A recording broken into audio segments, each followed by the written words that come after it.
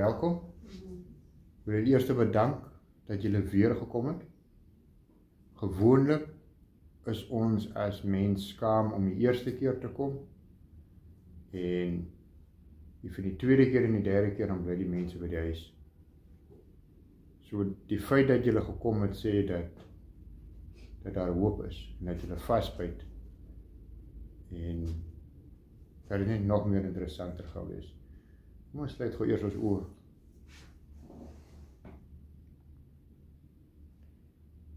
Here, dankie vir die voorreg om vanaand weer by mekaar te kan kom. Dankie vir hierdie week wat U vir ons baie dinge geopenbaar het. En dankie dat hier 'n groepie is wat werklik wil meer leer van U, die Bybel beter verstaan en sodoende beter diensknegte vir U kan wees en dienaars van U kan wees. Seën hierdie aandjie saam, maak ons vry om te spreek, maak ons verstand oop om te leer en seën ons met U teenwoordigheid. Aan U al die eer, o almagtige God. En aan U behoort al die krag, al die heerlikheid, al die lofprysinge tot in alle ewigheid. Amen. Ons het begin met huiswerk en was dit maklik? Bietjie klei getrap, ja. Bietjie klei getrap.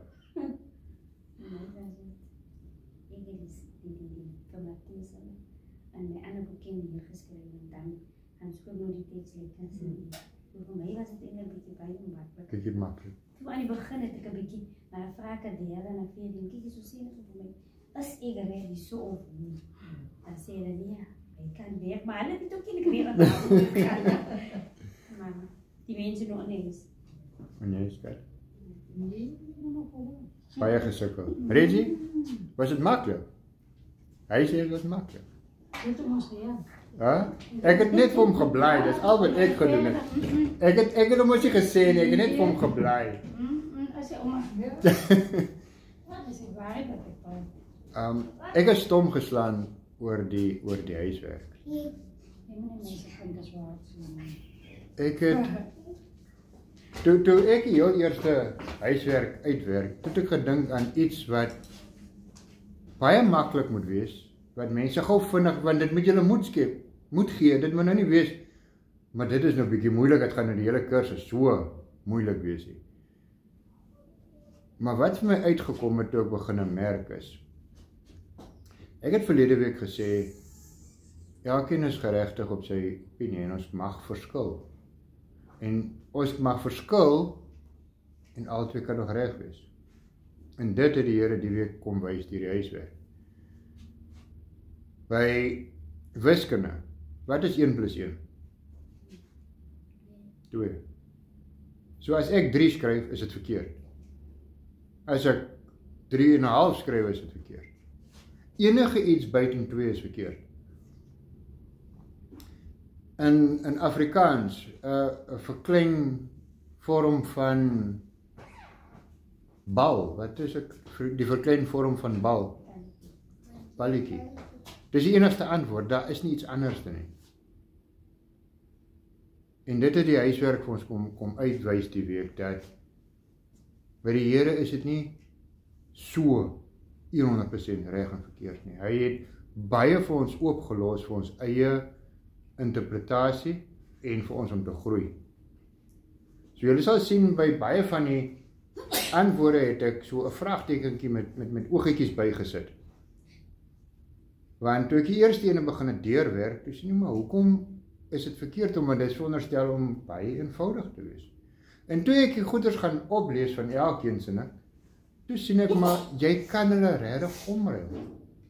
So jy kan nie die skrifte omruil teenoor wat ek nou gaan sê dat jy moet wees. So daar is nie net een antwoord gewees nie. Daar kan 'n antwoord wees wat ons sê is meer reg vir dit wat ons wil bereik. Maar die ander antwoord is nie noodwendig verkeerd nie. So baie keer gaan dit oor waar lê jou fokus. In die vers het jy sien ons elkeen het van jou eie oogpunt af. en jy gaan die vers aanpas. Jy gaan die Bybel ook lees uit jou agtergrond uit, wat jy deurgemaak het. Iemand wat as ons 'n jong man vat, wat in 'n liefdevolle huis groot geword het. As hy praat, of as hy lees van hierdie wonderlike vader, dan gaan hy kan assosieer. Maar 'n seun wat groot geraak het, waar sy pa vir hom meeste van die tyd mishandel het, met goed geslaan het, gebrand het, hoe ook al sy lewe was, en hy lees van 'n liefdevolle God, dan gaan hy dit so omsien, hierdie persoon wat hom heeltyd net wil doodmaak, wat hom haat en wat nie tyd het vir hom. En dit het nou uitgekom in hierdie huiswerk.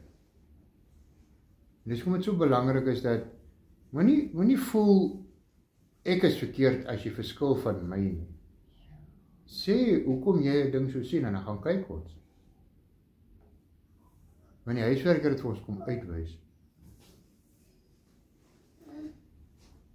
Ek wil net gou, is daar enige van julle wat 'n vraag het rondom die verse wat julle gelees het in die huiswerk? Iets wat dalk vir julle onduidelik was, of iets wat julle meer van wil weet?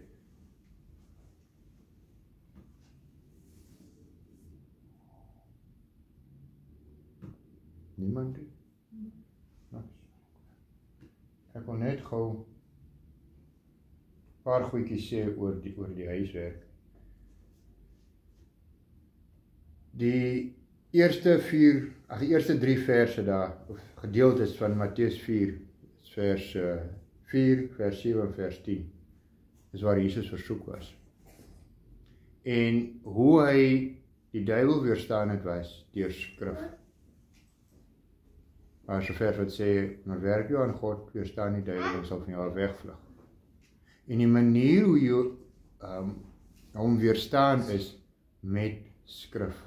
Dis hoekom dit so belangrik is, nie om skrif uit jou kop uit te ken, maar te weet wat daar staan en wat is die bedoeling.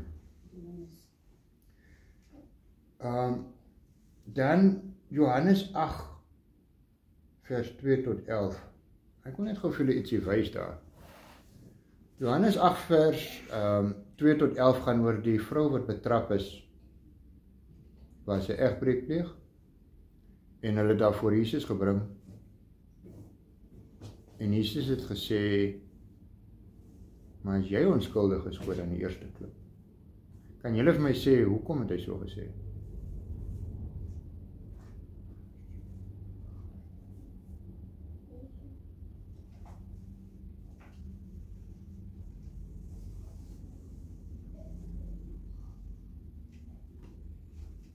Ons het maar baie gedeeltes gehoor oor dit.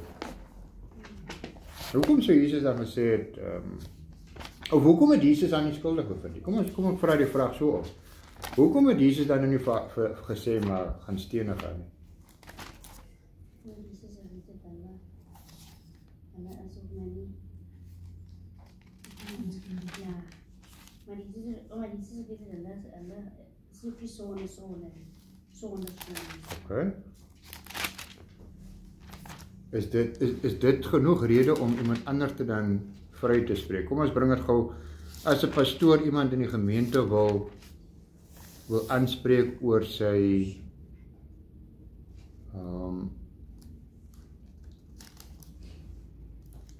doen en late, en dan kan die persoon ons omdraai en sê, maar jy doen dan ook dit vir die pastoor terug. So dan kan daai persoon mos nou loop en sê, dit is nie nodig om my aan te spreek, so ek kan aangaan met wat ek wil, want die pastoor doen dit ook. Sou dit reg wees so om dan? Nee. Net vir die gedeelte kry. Die kruisvers wat ek gegee het vir Johannes is Deuteronomium 22 vers 22. En dit is die rede hoekom Jesus gesê het, as julle dan onskuldig is, gooi dan die eerste klip. En dit staan daar, as 'n man betrap word terwyl hy met 'n getroude vrou gemeenskap het, want dit is wat gebeur het in hierdie geval, moet hulle albei sterwe, die man wat met die vrou gemeenskap gehad het, en die vrou, so moet jy dan die kwaad uit Israel uitroei. So wat hulle eintlik moes gedoen het is, en nou hulle het gekom en hulle wil vir Jesus eintlik dat sleg lyk het en vir hom beskuldig het dat hy nie reg optree nie. So hulle bring net die vrou. Hierso staan uitdruklik, die wet sê, die man en die vrou wat betrap is, albei moet kom en albei moet gestenig word. Hier kom hulle net met die vrou. So hulle kom nie die wet na nie.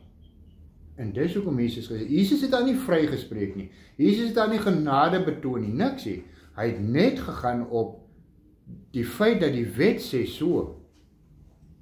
En daarom is hy onskuldig.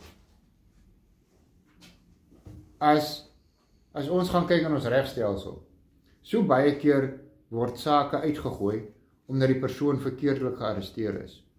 So, ek het die misdaad gepleeg, ek word betrap deur die polisie op die toneel, maar hulle lees nie my regte nie, en hulle behandel my verkeerd, hulle het nie die nodige verklarings van my afgeneem, en so kom ons in die hof, en dan sê die regter net, prosedure is nie gevolg nie, saak word uitgegooi.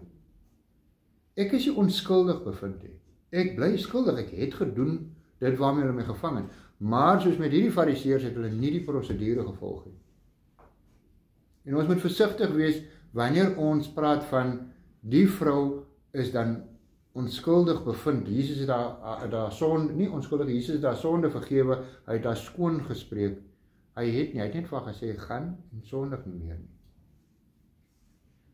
So dis nie genade wat daar getoon word in hierdie geval nie. Daar is slegs nie opgetree soos wat die wet vereis het nie. Dis al wat Jesus gedoen het. En baie van die gedeeltes gaan terug na dit.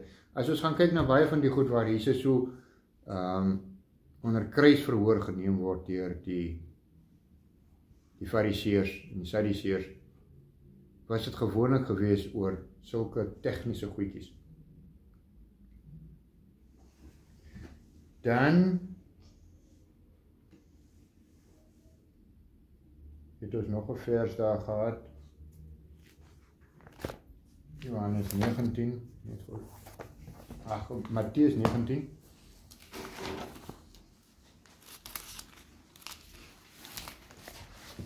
Matteus 19 vers 3 tot 9. Toe kom die fariseërs na hom om hom te versoek en hy sê vir hom, is dit 'n man geoorloof om oor allerlei redes van sy vrou te skei? En hy antwoord hulle en sê, het julle nie gelees dat hy wat hulle gemaak het, hulle van die begin af man en vrou gemaak het nie? En dan gaan Jesus aan en Jesus verduidelik vir hulle, maar God wil nie eintlik gehad het man en vrou moet skei nie. Maar God het 'n uitsondering gemaak, slegs op gronde van hoerery. En jy moet betrap word. En die ander gedeelte wat ons gelees het is, daar moet 2 getuies wees. So, wanneer die vrou betrap word, moet daar 2 getuies wees. Dit is baie belangrik, 2 getuies.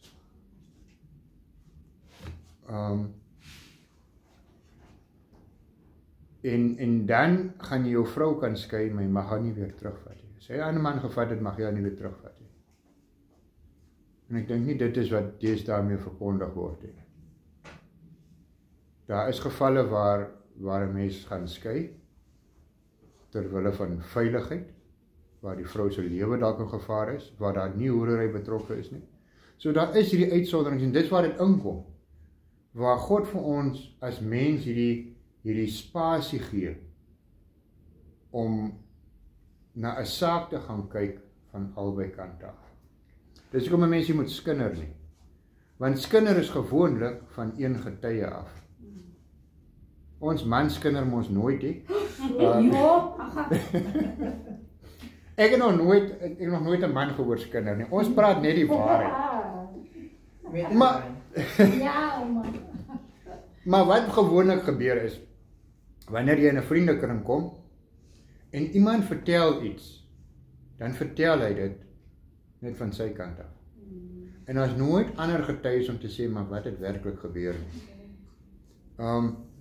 Kom ons vat 'n voorbeeld. Ek en Francina is besig om skorrelgoed. Ek droog af sy was en ek draai per ongeluk om en ek stamp haar met die elleboog op die oog. Môre gaan haar oog net so staan. Wat gaan in die dorp rond lê? Willem met sy vrou gisteraan. Nie Willem het gisteraan sy vrou aangerand het. Willem het alweer sy vrou geslaan. Nou raak 'n ongeluk wat wel gebeur.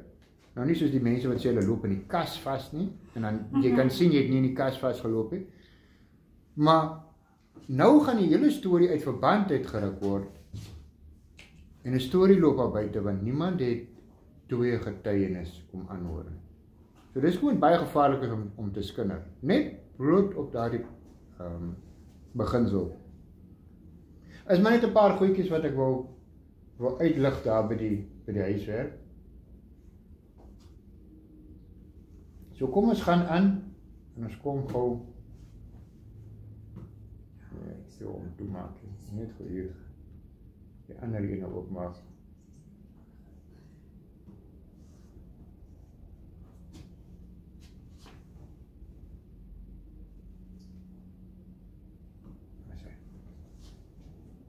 Die week se les. Ons kan aangaan daar by lesing 2. Is hy al beskikbaar? Nee. Ok, ek dink ons nou al die probleempjes uitgesort. Kom ons gaan aan. Lesing 2. Nog steeds besig met 'n oorsig oor Deuteronomium. Kom ons gaan kyk wat beteken die woord. In Hebreëus staan die boek bekend as Devarim. En die woord beteken, of dit beteken woorde. Devarim beteken woorde. 'n bietjie afgaan. Dit kom van die tweede woord in die boek, Deuteronomium 1 vers 1, begin so. En hy begin met Elah ha-devarim. Dit beteken dit is, die Elah beteken dit is, en dan Devarim die woorde. En hy gaan verder gaan, dit is die woorde van Moses, of dit is die woorde wat Moses gespreek het. Dan die boek net voor Deuteronomium is Numeri. En die laaste vers van Numeri is Numeri 36 vers 13 en hy daar staan so geskrywe. Dit is die gebooie en die verordeninge wat die Here deur die diens van Moses die kinders van Israel beveel het in die vlakte van Moab by die Jordaan van Jericho. So Numeri eindig met die woorde van die Here. Deuteronomium begin met die woorde van Moses. En dit is hoekom het die 3 preke van Moses, want wat nou gaan volgens die woorde van Moses?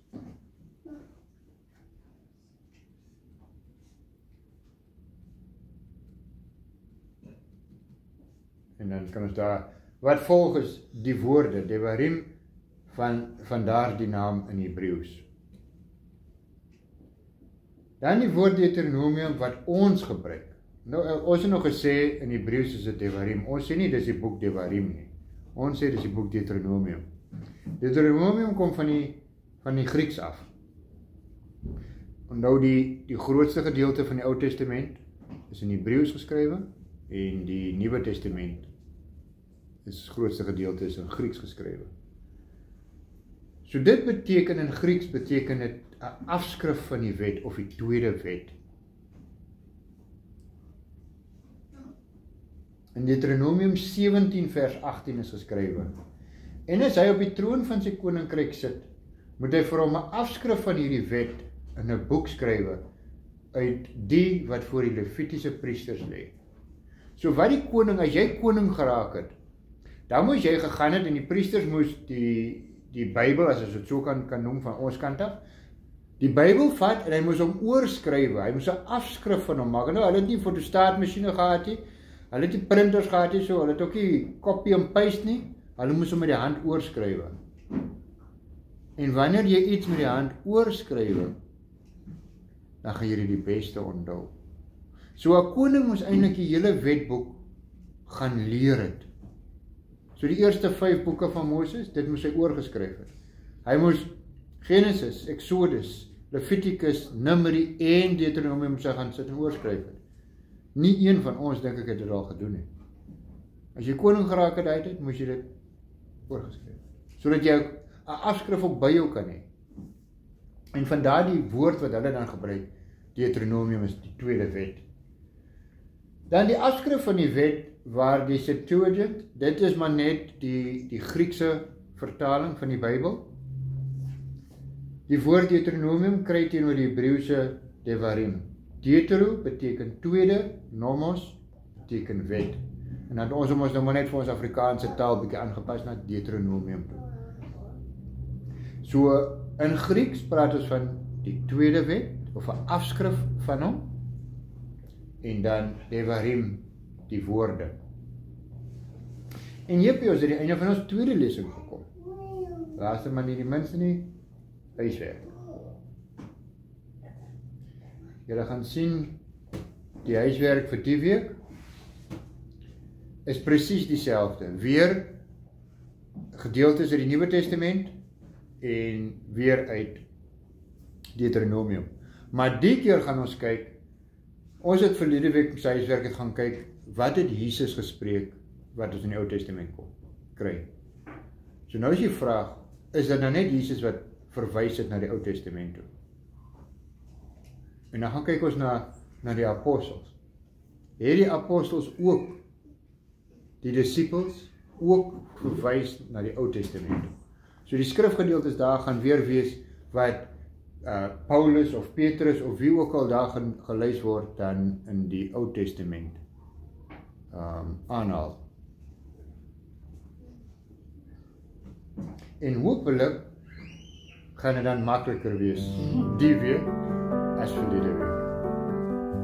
Ek is eerlik, ek het nie gedink dit moet enigstens 'n uitdaging wees of baie lank vat nie. Maar as 'n mens net gaan kyk dat dit pas so presies oor en weer. Dis nie dat daar 'n spesifieke vers omgeruil is, daar's van die mense wat dieselfde vers omgeruil het, maar daar's ander mense wat ander omgeruil het. En dit pas nog steeds. So dis nie net dat daar 1 of 2 nie, daar is, uit daai lysie van 8 is daar 4 wat jy heeltyd kan omgeruil het. En dit gaan nog steeds werk. So dit is al vir die week. Is daar enige vrae? Enigiets rondom die woorde? Niks. Okay. Ek wil gou 'n bietjie praat oor kontrakte. Watse kontrakte kry 'n mens? Noem vir my so 'n paar voorbeelde. Watter tipe kontrakte kry 'n mens?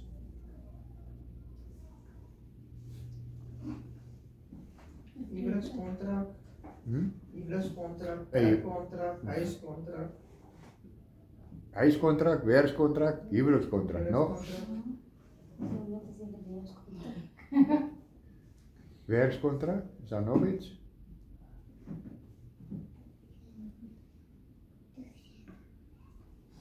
Reggie, niks kontrak, wat jy van weet jy? 'n selfoonkontrak, 'n leningskontrak, 'n huurkoopkontrak.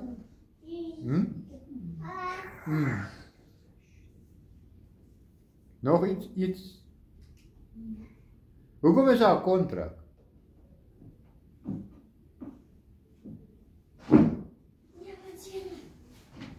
Albei partye kan weet wat van hulle verwag word. So 'n kontrak is tussen twee mense, okay? Wat het julle al gesien is oor die algemeen in 'n kontrak?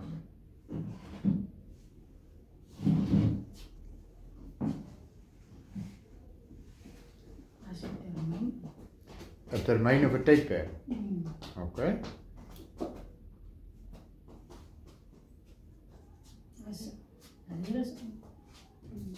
Reëls. So okay, so daar's voorwaardes of verwagtinge of kom ons noem dit wette. Okay? Wat nog?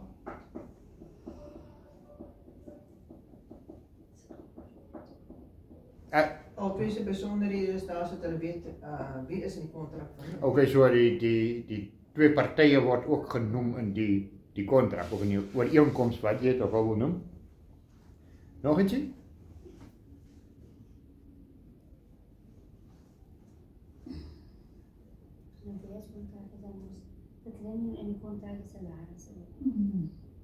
Okay, so dis amper soos die voordele wat jy gaan kry.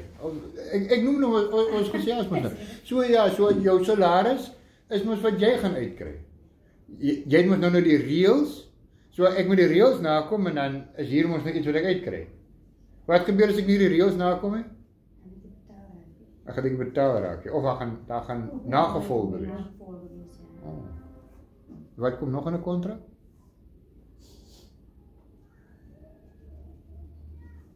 As plek daar geteken word en getuies is wat getuies, het ons nie net al gelees van getuies. Hoeveel getuies moet daar wees? 2. Meeste kontrakte het 2 getuies. Snaaks dat dit sommer so in die Bybel ook is. 2 getuies moet teken. Partykeer is daar meer getuies wat sommer nodig is, veral as dit 'n baie ingewikkelde en groot ding is, dan sien ek dat sit hulle sommer ekstra getuies by. 2 ja. Ek reken kom seker van die Bybelse tyd af, dat dit normaal die tye aangaan, omdat 2 getuies moet wees. Ja, ek sal nou nie sê dit is 'n dit sy oorsprong uit die Bybel uit. Ons sal sien dit het sy oorsprong nog van die begin af. So dis nie ek sal nie sê is 'n Bybelse beginsel nie. Ons gaan so sien as dit nou nog bietjie vorentoe gaan dat dit is maar 'n hoe noem jy dit 'n ding wat almal gedoen het. Of jy nou in daai tyd 'n Jood was of 'n Hebreër was, maak nie saak nie. Almal het kontrakte en ooreenkomste met mekaar gehad. Is daar nog ietsie wat ons aan kan dink?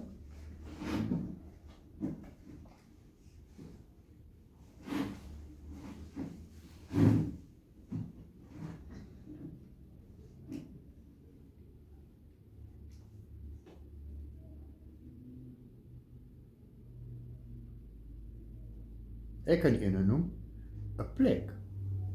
Daar is mos altyd geteken te. Ja.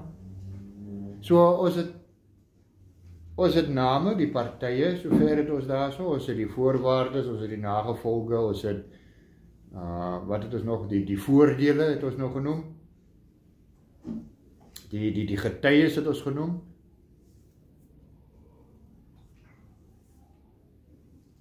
Is daar nie 'n datum ook? Waar die teken is, moet altyd 'n datum op by.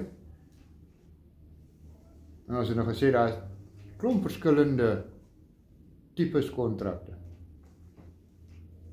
As ek nog gou 'n huwelikskontrak. Kom ons vat die huwelik as die troudag sonder die kontrak gedeelte, want as ons nou praat van die huwelikskontrak is dit nou gewoonlik buite eg en met aanwas of sonder aanwas. So kom ons gaan kyk net gou, 2 persone wil nou gaan trou. Maak hulle beloftes aan mekaar. So daar is iets wat ek van my kant af gaan doen. Selfs soos by 'n werkgewer, ek gaan mos nou my dienste beskikbaar stel vir my vrou. Sy gaan haar dienste beskikbaar stel vir my. Wat gaan gebeur as ek nie die reëls nakom van die huwelik nie? Kom ons sê ek bring ander partye in, ander vrouens in die huwelik in. Wat gebeur met die ooreenkoms? Word gebreek. Lei tot skei. So die hele proses word dan eintlik opgebreek. Is dit maklik om dit te herstel dan? As ons nou die geval vat waar daar 'n derde party in die huwelik ingekom het. Is dit maklik om te sê, ja, jene, ek is jammer man, dit was nou 'n oomblik van swakheid. Ek is ook mos maar net 'n man. Vergewe my. Die woord sê mos, ons moet mekaar 77 keer vergewe. Ek is nog steeds lief vir jou. Nou baie gevalle ander mense hanteer, dat moet so seker is nie. Sien, daar is mense wat maklik oorkom en saam met jou weet, en dan is daar die mense wat nee, dit kan nie. Dit onder geen omstandighede nie. So daar gaan gevalle wees waar die huwelik kan aangaan. Sou jy sê die huwelik sal dan dieselfde wees? Al het die persoon nou vinnig oor het gekom en gesê, sal nooit weer vertroue wees. Nooit weer vertroue wees. Ek wil net ons met hierdie gedagte vir die volgende paar lesings gou net in ons agterkop hou. Wanneer daai probleem inkom waar hierdie hele kontrak skibreek lê. Kom ons vat 'n ander voorbeeld. As ek en my vrou, of ek en die persoon ek en trou en na raak sy my vrou. Maar ek het nooit gerook byvoorbeeld. Toe ons begin uitgaan het en toe ons getroud het. Maar 'n paar jaar in ons huwelik begin ek te rook. En sy haat dit. Sal dit dieselfde effek hê as toe ek 'n vrou ingebring het?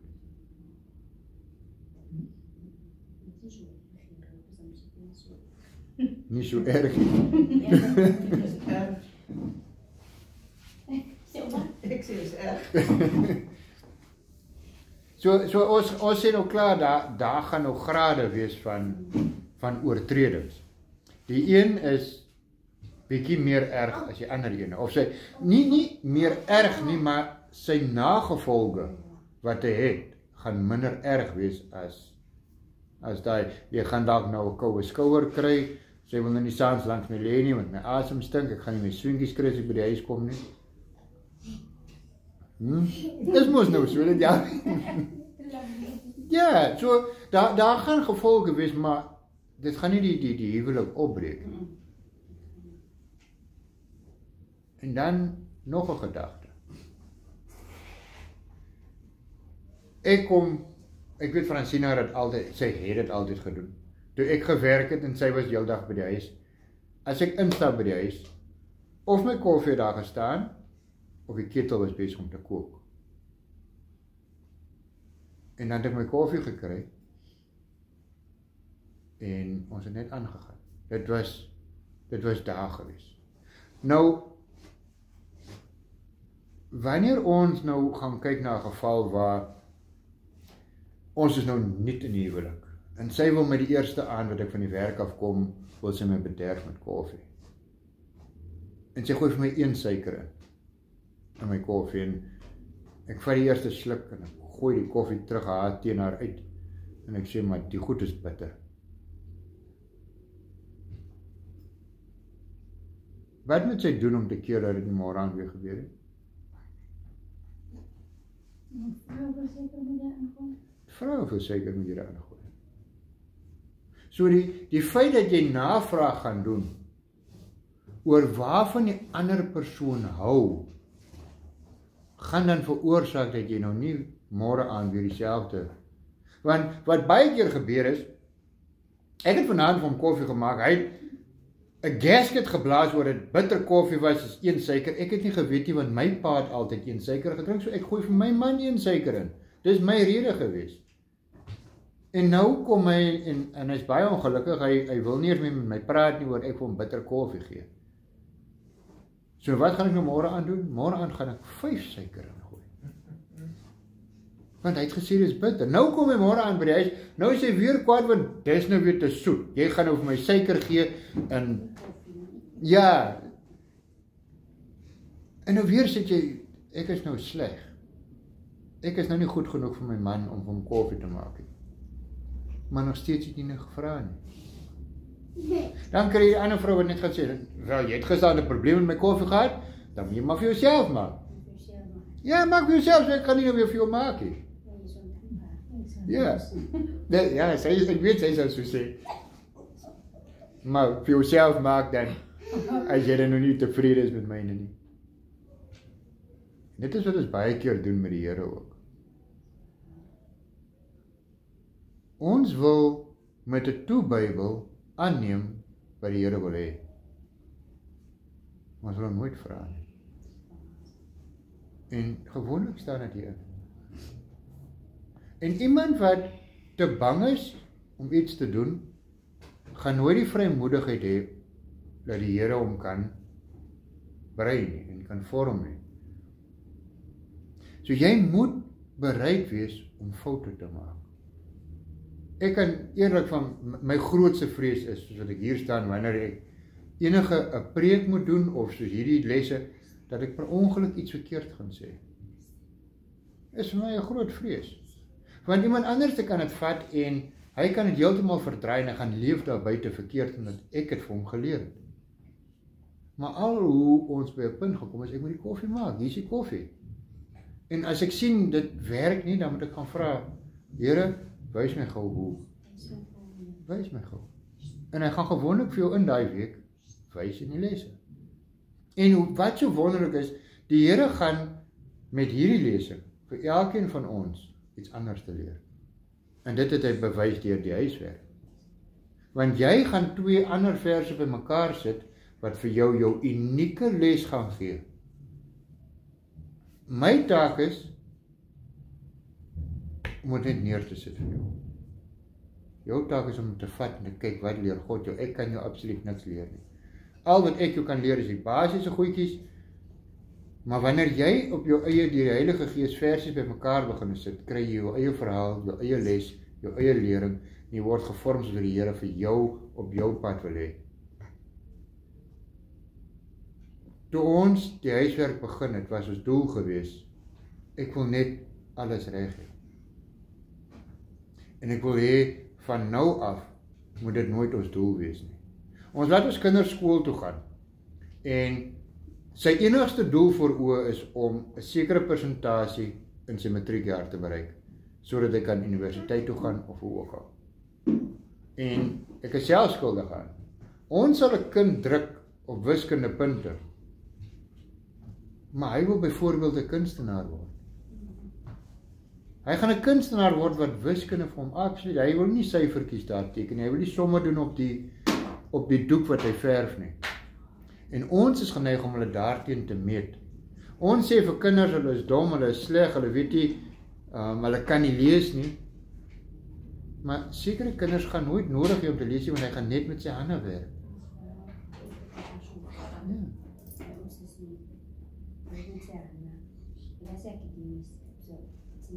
Maar hy was na vader so hy het aan. Hy moet matriek my te aan. En nou is my vader my by die graad 2 meisie kan ek druk vir haar. Dankie vir maar ek is self skuldig. Vra vir het julle, vra my ander kinders ook. Ek druk jou ook. Ek druk vir hom op sy wiskunde, want sy wiskunde doen hy swak nie. Maar hy en sy het nie swak nie. Ek soek net 7's. Maar 'n 6 is dan reg. 'n 6 is reg. Moet hulle vir my sê, maar nou so kwyt drukkie. Ons moet ons kinders aanmoedig, maar ons moet ook daarom nou 'n bietjie realisties wees, want ons trek hierdie goed deur na ons geloof toe. En dan kom ons en ons sit en ons sê, maar okay, ek wil hê my kind moet 7's kry. So ek wil nou alles vanaand doen om seker te maak dat wanneer ek my taak instuur vir broer Willem, dat alles mooi netjies reg is. Maar ek het nooit gaan kyk wat die Here vir my geleer het. En dit is graag wat ek wil hê ons moet doen. Ons moet gaan sit en sê, al het ek almal verkeerd, het die Here my iets geleer. En jy moenie vrees, dit moenie, ek weet almal was 'n bietjie angstig geweest oor die huiswerk, maar met hierdie hele Bybelstudie moet wees, wat gaan die Here vir jou leer? Hier is nie net een les nie. Hy gaan ons goed gee en elkeen van ons gaan iets uit dit uitkry. En dit is kom belangrik is om te deel. Deel julle ervarings as julle iets vir julle uitgestaan het in die week. Kom deel dit. Want as ek nou my natuur met die Bybelstudie is, ek gaan krap altyd hoekom. En as ek nou net gegaan en ek gesê nee, dis verkeerd, want as jy volgens my lysie nie, dan ek die hele doel gemis. Om te sê, maar daar's nou ander maniere. Daar's meer as een manier. So ons gaan nou van volgende week af gaan ons nog steeds, ons is nog nou eers besig om 'n fondasie te grawe. So ek weet ons doen die boek Deuteronomium, ons het nog nie eers die eerste vers gelees nie. Ons gaan nog 'n paar weke vat voor ons by die eerste vers uitkom en dan gaan ons seker vir 2 maande dood sal staan by die eerste vers. So moenie dink ons moet nou haastig raak nie. Ons gaan baie rustig wees. En Ons grawe net gou eers die fondasie. As die fondasie reg het, dan kan ons bou daarop. Dat ons almal op dieselfde nie sê vlak nie, maar op dieselfde punt kan kom wanneer ons vorentoe gaan. En verstaan, wat is die gedagtegang wat ek graag wil hê ons moet hê wanneer ons deur die boek gaan. Ek gaan dink 'n bietjie oor die kontrakte vir volgende week. Ons gaan volgende week 'n bietjie meer praat oor kontrakte.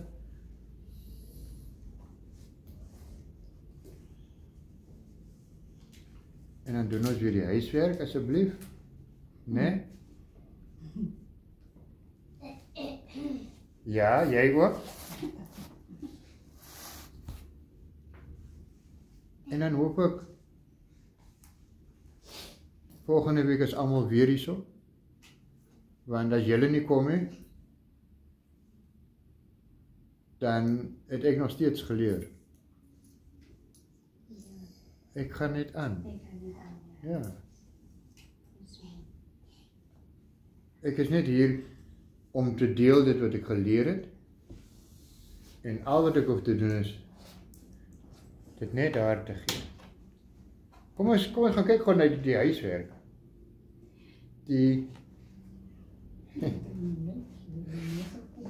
Ja, ek het dit daar op die huiswerk. Ek het jou punte is klaar gemerk, maar ek het nog nie vir jou deurgestuur hoe jy 'n bietjie laat ingehandig. Ek weet al of nie. Hoeveel het jy gekry? Jy sê net jy weet hoeveel ek het mos jou nou al vanoggend vir jou gegee. Onthou jy? O, Ek het vanoggend sien of gemerk, ja. ek sien mos nog.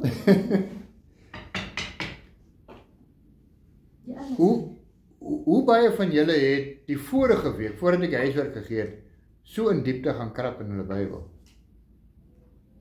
Om versies by mekaar te kry. So, die huiswerk het vir die volgende lesse geleer. Eerste plek, om gehoorsaam te wees. So as jy nie die huiswerk wou gedoen het en jy het gelos, dit maak niks aan my nie, maar dit leer vir jou dat jy ongehoorsaam is. Die tweede punt is, die feit dat jy die skrif oopgemaak het, skep 'n geleentheid vir God om met jou te kan praat. Dit is die doel van die huiswerk. Nie om te kyk wie slim nie om te kyk wie kan die beste doen nie. As jy elke week net gaan, maak jou Bybel oop, doen die huiswerk, dan gaan dit jou kry om net bietjie meer te ondersoek. Want dis Bybelstudie. Bybelstudie is nie net, kom ons lees die Bybel van voor tot agter nie. Daai is iets anders.